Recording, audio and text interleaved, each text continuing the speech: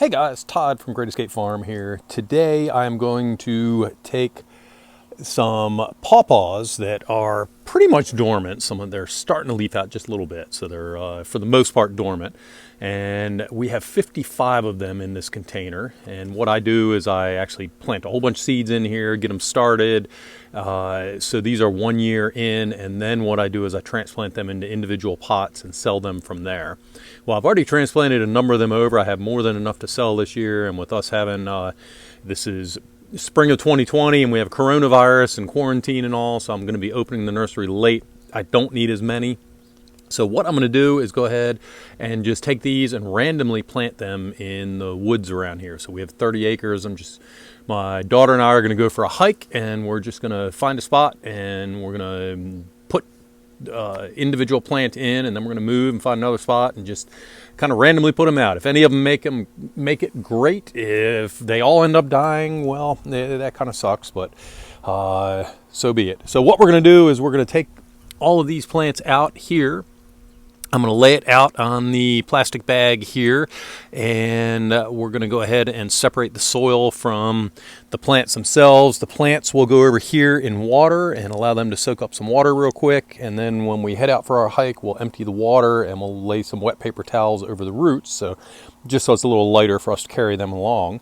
And when we get out to where we want to plant them, we will use this tool right here, which is called a Gen or a Gen, I forgot already, planting tool, and I'll include a link on that in the show notes so you can check that out. And this will help us to basically make a hole, put the plants in, and then firm up the soil around it.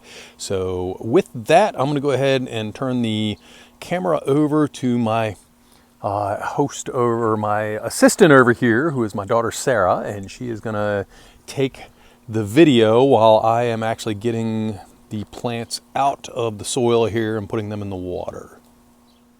Okay, so what I'm going to do is go sideways here, and I'm just going to go out like that.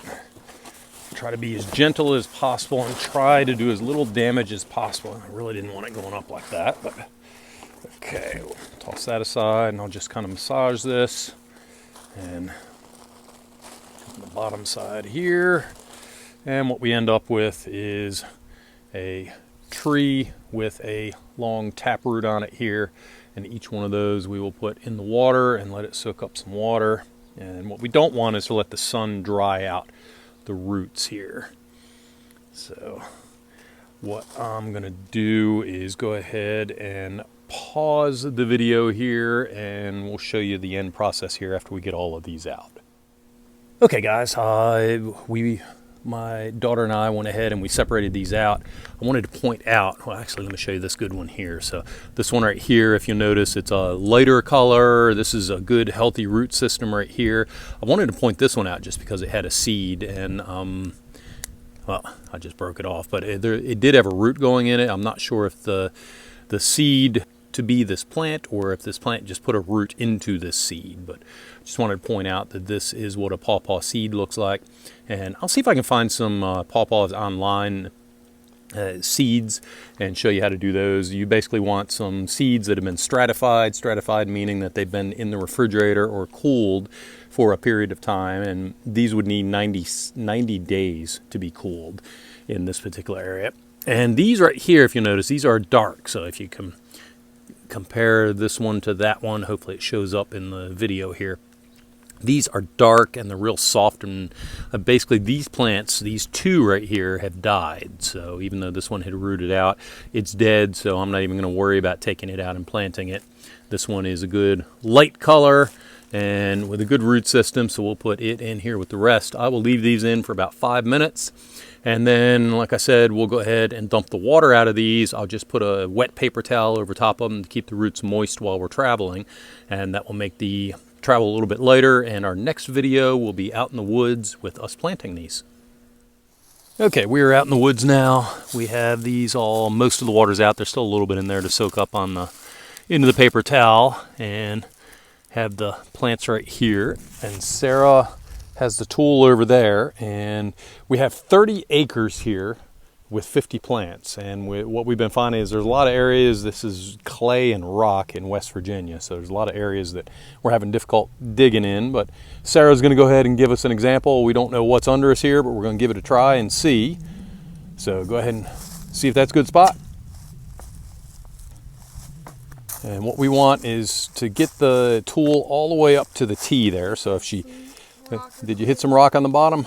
Okay, go ahead and scoot over and there you go, and shake it back and forth, and then jump on it again. And I think there's some more down there. Well, you're getting it little by little. Yep. Okay, you just about got it. A little bit more.